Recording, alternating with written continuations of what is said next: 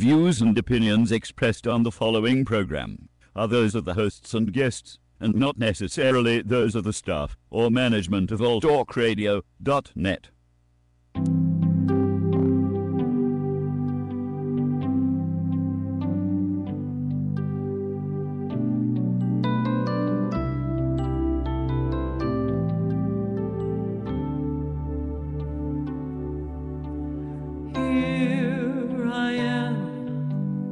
Standing at the door, looking back at life as it's been before, holding on to things that might have been, knowing that this day will never come again. As my spirits Hi, this is Lainey Ristow, and you're listening to and watching Soul Chat in Las Vegas, Nevada.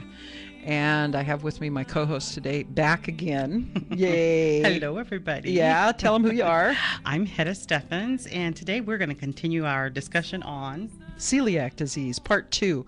Many of you checked in about a month ago, and we did part 1, where we pretty much talked about how to recognize it, how you found it, histories of it, what it can possibly look like, because it's one of those things that changes. And it's different. It's very individual, very different for everybody. And we didn't even really get a chance to get into what can you do, you know, because in some cases, in many cases, it feels hopeless, right, Hedda? it can. Yeah. It really can. It all depends on how early, just like cancer, how early they are able to diagnose it. Yeah, and it carries many symptoms that can be thought that they are something else, or the symptom itself can be the problem when it's really maybe one of 12. Right. And they just haven't put the picture together. Well, actually, there's 555 different. That scares the hell out of me.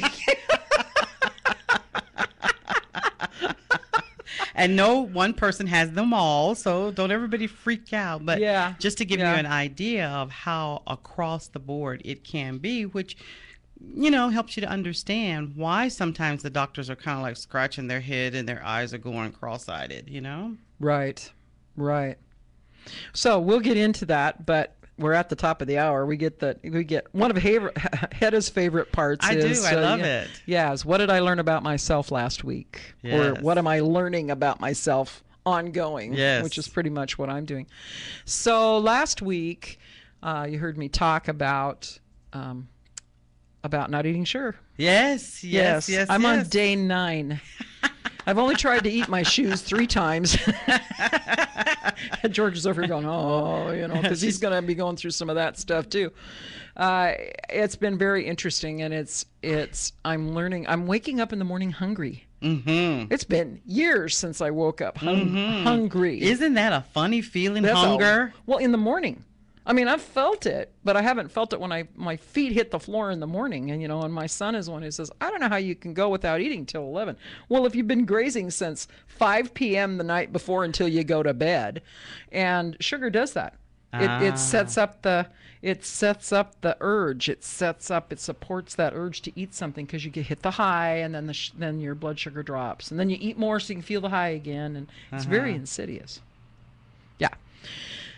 One of the things that I've learned from this, still doing this, is I'm noticing, it's going to sound weird, I'm noticing how much I care about everybody. Oh, wow. Yeah, who knew, right? Well, I thought you already did, you know? Well, I do, but what's interesting is it's got an extra edge to it. So I've noticed, like, because you and I talk 2-3 times a week, if it goes beyond, if I've talked to you like a Monday and like Friday, I start going, well, where'd Hedda go? But I've noticed that as well. My daughter, who lives in Chicago, she called the other night, and I just noticed how good it was to hear her voice. Wow. I mean, it was always good to hear her voice, but I really felt it, Well, you know what? I have to tell you something. When I walked in, as the esthetician, I try not to look people in the eye or the face, but your skin looks amazing. Oh, wow. That's one of the things they say clears up when you stop eating sugar. It's just amazing. I can see such a difference. Or if I get used, what I've noticed is if I've talked to somebody 3 days in a row and then all of a sudden I don't talk to them, it's like, well, why aren't they calling me? I'm going to have to keep that in mind because I always think, I don't want to bother her. I don't want to bother her. No. You know, I've told you before, people call me, and if I can't answer, I will get back to you. And I know that about you, and it doesn't bother me. Yeah. But.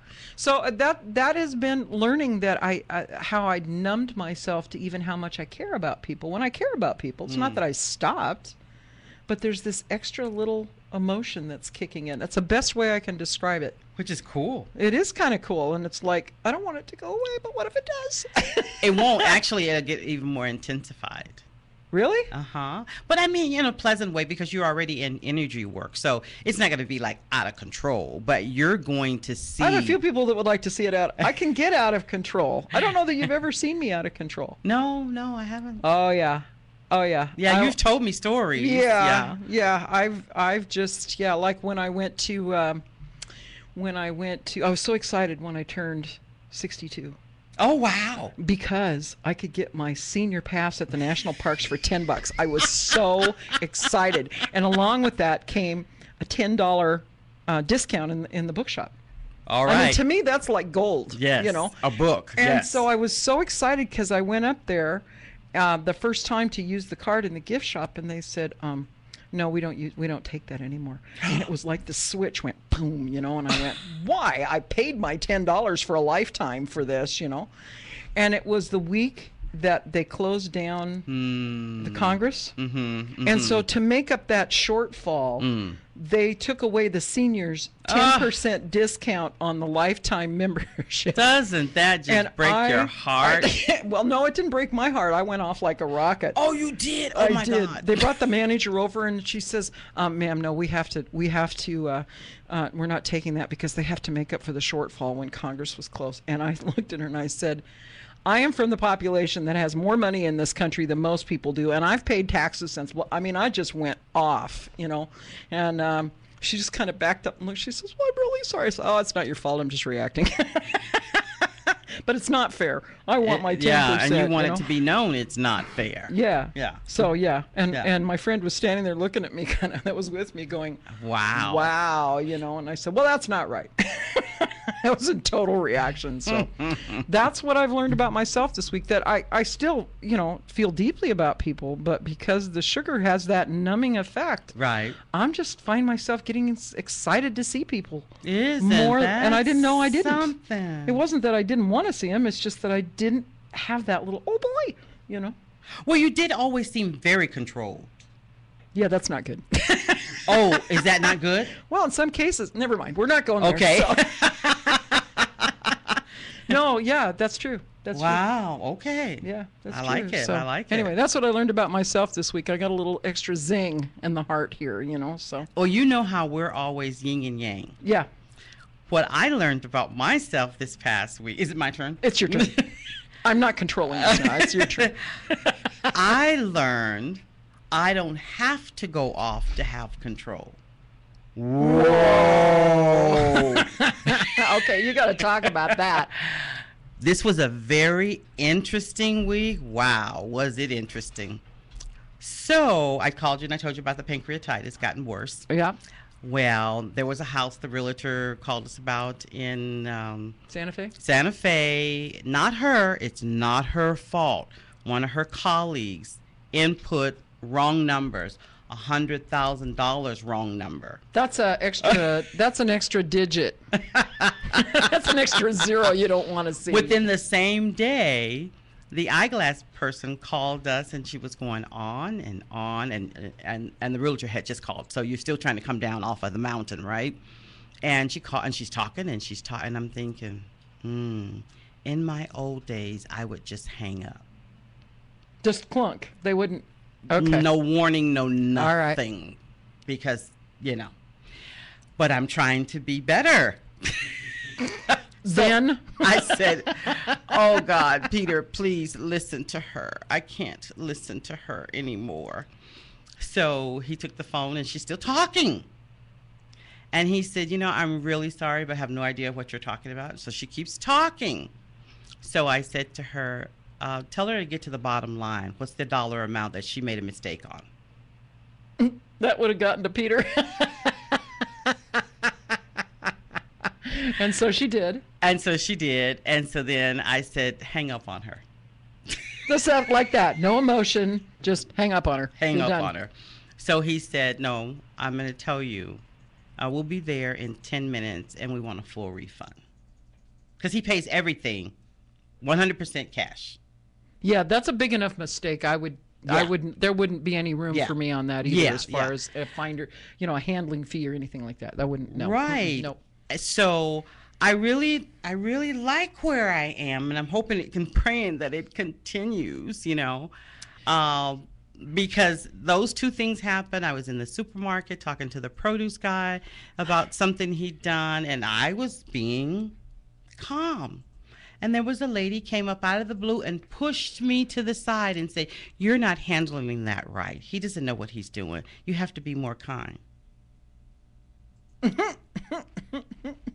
I dug down and I got everything you taught me. Did you? I did. My God, you actually listened. I did because I Would said, you tell me so I remember? Oh, because I was thinking, you're from New Orleans, but you don't have an ice pick, and that's good. That's a good thing. So I just stood right where she had pushed me to, and I just was quiet. And then Peter said, "Are you ready to go?" And I said, "Yes." I amazed myself. I'm amazed. This is cool. Because you and I are two chicks that we can go off. Oh. We can get very right and very righteous and very judgmental and very and condense it into 5 seconds. Oh. 30 words in there. Right, exactly. But I was so proud. You should be. And the trauma hasn't stopped because Peter just got home and the doctor said the biopsy was inconclusive, so he has to go back in next week for some more. Oh, because he's going through testing now too. For cancer, yeah. So it's just like, alrighty then. Where's that dog? I need that dog. I got to tell people because we saw George posted, because you'd seen a picture, right? Posted a picture of a dog that's looking for a home. Beautiful husky. That's what it looked like. It looked like Siberian a sled husky, dog. yeah. Yeah, Mhm. Yeah, beautiful. 6 months old, and I saw Hedda respond right away and go, "Oh, I'll take him. I'll take him." Oh, yes. So when she walked through the door about 10 minutes ago, she said, "The owner's going to keep him." We all cried. The owner's going to Yes. keep him. Yes. Maybe not. But, we're going to get into this later. We're going to talk about celiac, but one of the things you have to learn, which I hadn't learned really well in life, is to either control or keep stress so far away from you. Right. And so I'm happy that I am learning. I Yeah. am learning how to. One lady, she jumped up and says, "You don't want to do your glasses like that." I'm thinking, George, do I look like I need help? I wouldn't want to. I wouldn't want to offer you help unless you asked. Exactly. Right. So I put my head down and I let her talk and I listened. She wasn't the person helping me. She was just somebody in the store. Well, see, from my perspective, here it comes. Okay. Okay. You are attracting that to yourself because there's something in you that wants to heal around that issue. You're probably right. Well, That doesn't mean you go, well, screw you or step away or whatever. What the thing is to go into that and say, so what is it about me that's creating these people that want to help me? I mean, you just asked George. You said, do I look like somebody that needs help? So what is that? What is underneath that? I believe personally, because I do have such a nitroglycerin kind of temper. Oh, but you're just a gentle flower like I am. Yeah, he's over here reacting now. I believe that keeps coming to me because it's teaching me to suppress that. Not suppress, but control. You don't need to be that way. That's what I think. So have you ever thought about saying, thank you, but I appreciate you wanting to help, but I'm fine? Haven't got there yet. Okay, we're working on that But part. I did let her finish, Uh-huh. which is That's a good thing. It's better. good It's thing. much better. I did let her finish because the person that was helping me looked down. Peter looked down because he's thinking, dear God. Do not let this woman Please go don't off. let her go across this table. So I looked down and I let her finish. I could see him. And then I looked up at her and I said, unfortunately, I'm not going to entertain what you just said. We've already covered all of that. Well, that was better. That was better. But I'm getting better. Yeah. So, okay. So what we learned about this week is we're both working on emotions. Really Ooh, yes, strong, we you know? are. Yeah, we are. So, celiac disease, part 2. Yes, celiac disease. I did get a lot of Facebook and texts and things like that from the last show. Mm-hmm. And a lot of people were like, oh my God, how sad. And, you know, you have no life. And that was what I wanted to cover. It's not you don't have a life. It's just a different life. It's just a different life. And every person that has celiac doesn't necessarily have to be as severe as I am. And that is because it's gone on so long. I'm 56, going to be 57 years old this year, and I've had it since birth. And it's been wrongly diagnosed, mistreated, surgeries done that shouldn't have been done, and all those things exacerbate it and make it worse. Right. Yeah. Well, because it's one of those things, like you explained through, a month ago, that once it starts, I think it's like the stress bucket theory. Your body can tolerate something for so long, Exactly. and it gets to the top, and then all of a sudden it just spills over. Right, and that was can't hold anymore. That was exactly how the allergist described it. Right. You know, she says you're a sponge, you're full, and you need to be wrung out. Right. And that's when they start pulling you off medicines because there's just loading up with toxins. They start having you drink that detox stuff or the special chicken broth and all that. And unless you get somebody that has had it or experienced it or worked with it a lot, they're trying is what they're doing. They're Practicing. just practicing. They're practicing medicine. Yeah. They're practicing on you. Yeah. Okay. Yeah. So let's go right to the stress part because I understand. Well, first of all, no, let's back up a little bit because you and I talked about this on the phone a little bit the other day. Let's say I am a person that just got a diagnosis of celiac disease, and I call you up and say, "What is the first thing? Just give me one thing that I could do." What is the best thing that I could do to start with? The very first thing the Mayo Clinic encourages anyone to do who has gotten that diagnosis is to clean their kitchen. Really? And it's very hard because if you grow up like I grew up in the country and poor and this and that, you can't even fathom throwing away good food. Okay, so describe cleaning your kitchen. Describe if you came to my house and you walked in the door, and you've been there. But I mean, what would you do? You would immediately go to the cupboard? I would immediately go through your cupboards. First of all, I would make a bucket of clean water with a little bit of vinegar or something in it to clean as I'm doing it, because there's particles and there's crumbs and there's things everywhere. Hang on a minute, George. I think she's loud in the mic. Does she sound that way to you at all? Yeah. Okay. Okay. All right. Go ahead. So, we would go. It's blowing my ear out. Oh, I'm sorry. No, Let me it's not. push myself. No. Okay. You're fine. I handled it. What I would do is go through your cupboards with you right there. It's good if you have support to help you. See, now did somebody go with you? No. Okay. But you wished somebody would. Oh, yeah. Okay. All right. So you're going through my cupboards. Yeah. And what's going on? What are you looking for? I'm going to pull everything out first. Okay. I'm going to pull everything out on the counters and the sink, and I'm going to clean it. And then you and I are going to read labels, and it could take you quite some time to do this. What are you going to clean it with? Vinegar and water. Okay. Because vinegar is an acid. And it's non-toxic. Okay. It has that's something that they have you to use when you're going through cancer. Okay. Because it's non-toxic. Okay, so it's really going to get down and get whatever particles of gluten. Yeah, it's going to take it all off. Okay. It's going to take it all off. So you've cleaned, and then we're going to start reading labels. We're going to start reading labels for MSG. We're going to start looking for hydrolyzed protein, anything with wheat in it. The places that grains that gluten can hide in. Everywhere. Canned beans, canned soup, anything. It doesn't have to just be a packaged item that's grain. And you're gonna learn. There's stuff in here. Yeah, we're gonna show this right now. Now tell them. Is this up? This George? is the book Down, that the up? Mayo Clinic. It's okay. Yeah. Dr. Joseph A. Murphy is the